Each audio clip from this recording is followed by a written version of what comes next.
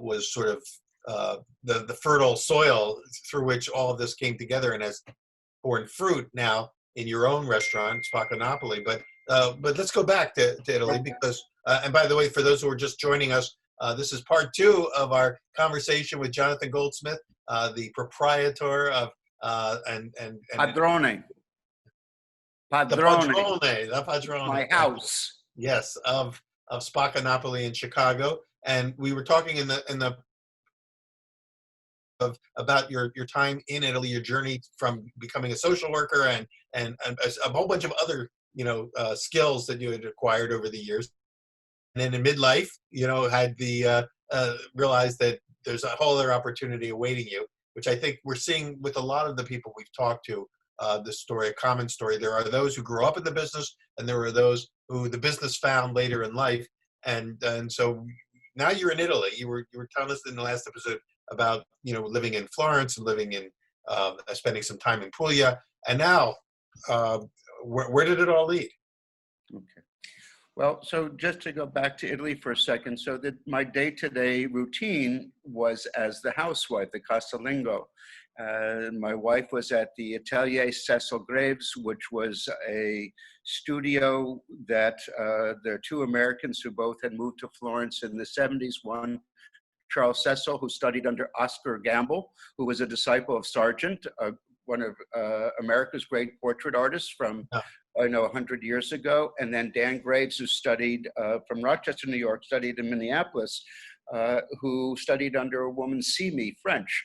And so basically, Ginny had studied the tipo classico, the classical painting of the Renaissance. Dan, who studied under Simi, so the Italians went to the Dutch and maybe to the French, and to America, and then comes back. So Ginny was full-time studying with it's all about light and measurement with the lead weight, the piombo, and the specchio, the mirror. So she was at the studio, and then our daughter, Sarah Rose, who really was our passport to goodwill. I trust if Sarah wasn't with us, that our experience as 2 adults in Florence was different than being a part of a family.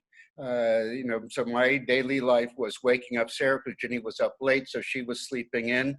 I'd get Sarah ready for school, put her on the bicycle with the front basket where she would sit, and before going to Gaetano Agnesi, the name of her school, next to Santo Spirito, usually we would stop at the Alimentare on Borgo San Feriano, and either she would have a choice that she would have as for her merenda, her snack, which either was scacciata, or it would be a panino, a little sandwich, but always with prosciutto cotto, because for some reason she never got into crudo, though now she's starting to eat calamari. She's doing some of the things that she wouldn't eat before, but she'll still— How old was she at this time, would you say? She was 18 months. Oh, and my goodness. And so basically she was there for 4 years. So she went to the asilo nido, which means bird's nest, to the and was in the health system there in terms of we were members of the community. And so we were well taken care of because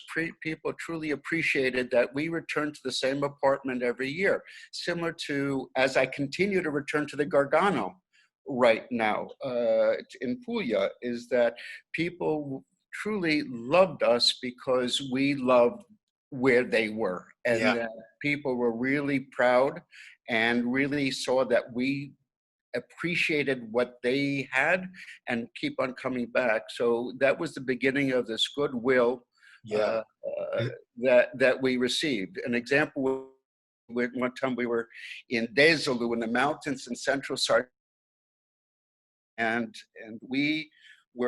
there was a bar, and we went into the bar, and I asked the senora, who had 15 children. Her husband was working in Germany, came back every year, got her pregnant, and then left.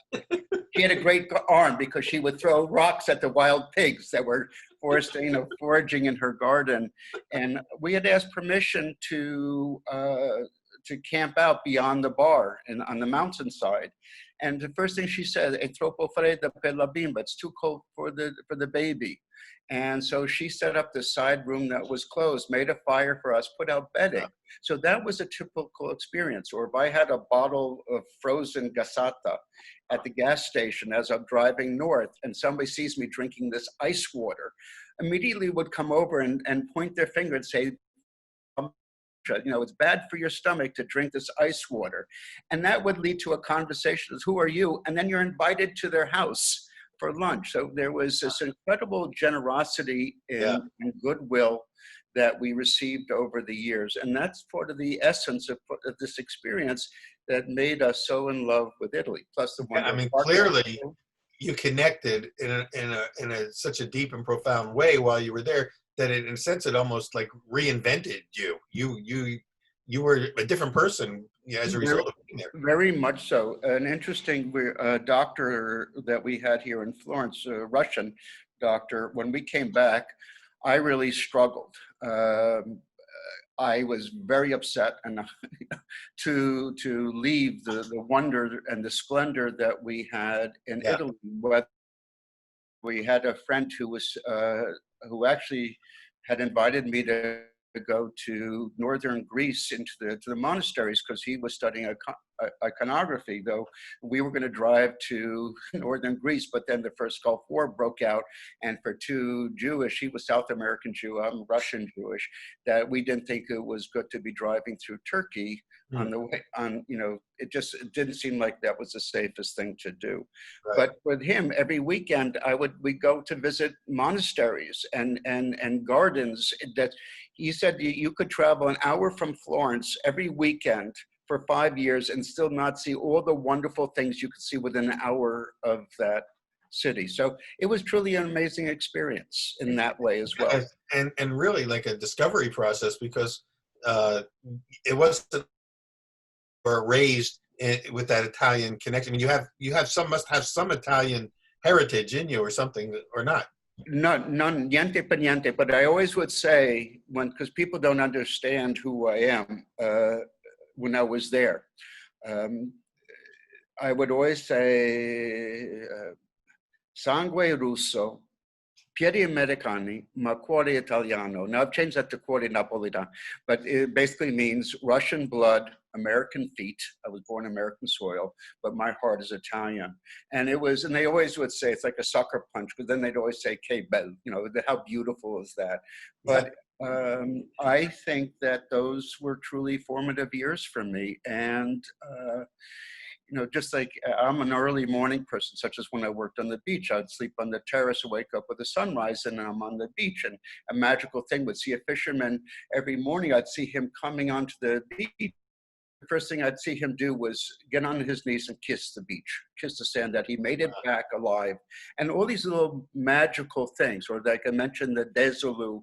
And sure enough, within 10 minutes of arriving in this mountain town in Sardinia, there was a procession to this bar, to these grounds, because there was a little church there. And so to see all these people in their beautiful vintage clothing, to celebrate whatever it was that they were going to do at this chapel, all these magical, experiences that we could have. And those memories. All of this was happening mainly in Florence and in Puglia. Where did Naples come in? Because really now you're sort of the embodiment of the Naples food. Let's say the style of Naples. This is where my guardian angel comes in. And I believe he does exist. This was 2003. So we returned back to America in 91. Back to the Russian doctor for a second. She said that for every year you're away, some people say like with jet lag, for every hour that you're on the plane will take a day to recuperate. And so we were away 4 years. And this doctor had said, for every year you're away, will take a year before you get back. So sure enough, 4 years later, was I finally able to have some peace being back home. So every time I was complaining, Ginny would get new curtains or get a new plant or something, just Yeah. to do something, because we really were not in agreement where we should be. But we You've thought been it was taken out of heaven and brought back to sort of a harsh reality. So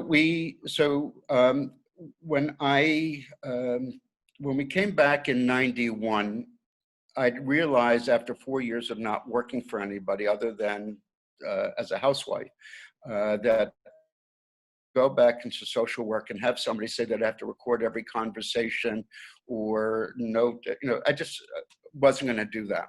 And I ended up, because I've always had this social work part of in my heart, I ended up working in '91 for a cafe for the homeless, the Inspiration Cafe. And I'm still the longest running volunteer with the organization. Wow. I was their breakfast chef for 3 years. Though my wife got tired of my jumping back into bed at 8 o'clock in the morning on Sunday, smelling of bacon and sausage. And so that's what I was, social work. I mean, I was doing this cafe work and then starting to do some construction. And by chance, we started to return back to Italy, more so to the Gargano for our summers. And that particular summer, I think it was in 2003, I thought this is going to be my last hurrah. My environment for work was changing and I was going to have to get a real job, whether that was just to be a packer for Allied Moving. I was going to do something, because I think of myself as a worker more than anything else. That's where I think my alliance with the kitchen is much greater than the front of the house, because those guys come in at 12 and 15 hours. I see them as the backbone. Though you do need the front of the house to sell the stuff that you're making. So we're on our way to flying to Rome, on our way to the Gargano. And I always would talk to anyone Italian, because my sense was all Italians are good until proven otherwise. So I'm in conversation with this young man and his American wife. He was from Naples, and a small child, and they were on their way to Naples in the Piazza Plebiscito to have their vows there. They had their wedding in New York. By chance, my Ginny hands me the Sun Times, and she says, "Hey, look at this." It was on the plane, or she brought it on the plane. And there's a picture of Ginny and I cooking at the cafe, and was unaware that this article was in the paper that day. And it was an article about nonprofits merging for economy of scale. And there was a piece on what people do for free several months before. And by chance, they took that photo of Ginny and I and put it for this new article. So I say to this guy, "Guarda chi c'è, look who's here." So he says, "Do you cook?" And I say, "Well, I cook for the homeless, but I'm not a chef. I don't know anything about food, as I don't know anything about pizza stuff." So, though I listened to your TED talk this morning, and I really loved it. Thank you. So he said, "You should make a pizzeria. Flour, water, salt, and yeast. You'll make a lot of money." And I thought, that's interesting. So I get onto the beach in Rodi, and I started, asking my friends there on the beach, because we were very famous, because my wife's painting on the beach, my daughter's fluent in Italian, bleached white hair from her summers, and I'm the banino holding up the umbrellas and servicing all these people on the beach. Right. So I was famous like Michael Jackson in a certain way. Yeah, like who are these Americans? The last Americans in Puglia were basically the soldiers on the beach. And Mrs. Carassi reminds me, as a child, when she was 10, soldiers gave her chocolate and gum. But those were the Americans that people knew in Puglia at the time. So I started asking my friends, I said, "What do you think about pizza?" And they say, "Pizza's good. Go west, young man." And the reference was, I'm on the Adriatic. Naples is west, going to the Mediterranean, to the other side of the country. And they said, "Go to Naples." So sure enough, I started talking to a few people. And when we got home, I started thinking about it. Really didn't talk to Ginny. And when I got home, I said, "Ginny, I need to take a walk." She said, "Okay." So I bought a ticket back to Italy, in the service of going to Naples, but then tagging on 10 days back in Rodi, because again, I just can't leave. We lived on a Strada Bianca, a dirt road with goats. Yeah. passing by, and the sheep passing every day. And so I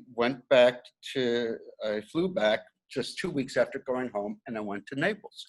And I was there for maybe 3 days, and I stayed at the Hostel of the Sun on Via Mezzalurgo Via Colombo by the port, where I ended up staying for 10 months, over 18 months, that's where Scott Wiener actually knew of me, because there was a wall dedicated to the articles of Spacca Napoli and our early success, because I kept on sending back. That's how Scott and I first met. And what happened, I couldn't wait to leave Naples that first time. Even though I grew up in New York, I was overwhelmed by the traffic, just all the bad things that people would think about. Now, when I go to Naples, I get out of the train station, I enter into Forcella, where Don Michele and Trianon are, and I just have this breath of fresh air in I feel like I'm alive now going into that city. So you see all the wonderful parts to it. Excuse me. So as similar to Joe Fugere, Joe was traveling through, not in the mission of pizza at that moment, but just as a tourist. And he also was blown away by the community of pizza, of all the excitement on the street. Everybody has their favorite pizzeria. That's why I'm very willing, John Arena and so many other people are so willing to share their knowledge and their joy, because there's room really for everybody. Yeah. And when you start worrying about with somebody else opening up, and of course I would always be anxious too, and I immediately would go to a new pizzeria, get a pizza to go eat it in the car. Excuse me. But realize that there truly is room for everybody. So on, for example, Via Tribunale, between Piazza Dante and Via Duomo, you have Sorbillo, Di Matteo, Presidente. You have 20 different pizzerias, and of course, somebody like Gino is going to be the busiest of all, grand marketer, as well as great product and a great history. But you see all these other locations, and there are people in front of them as well, not like Gino's or Di Matteo, for example, or Antonio Stadita, or Calò, Cinquanta Calò, but everybody has their favorite place. So it's not only, and it's not necessarily that place is good pizza or not, but it's really what's the heart of the place and the community there and the joy of those. And those are the things that stood out. So I couldn't wait to get out, excuse me, of Naples from that first visit, but I did know that that's what I was going to do, that I was going to make a pizzeria. Starting to get connected now. For all those years that were like prelude to this are all kind of converging and coming together as you start to see it, what the next step for you is going to be. So why don't we pause here, because we're now at the sort of this, what I call an inflection point in your own life, where all the pieces are falling together and they lead to the expression that you're now currently doing. So why don't we continue this journey in our next episode of Pizza Talk, so that folks can rejoin us on the next episode. We'll pick up with Jonathan from this sort of Naples epiphany moment and see where it all leads. So Jonathan, thanks. Let's come back on the next episode. Join us on that one with Pizza Talk. Jonathan Goldsmith, Spacca Napoli. I'm Peter Reinhardt. See you the next time.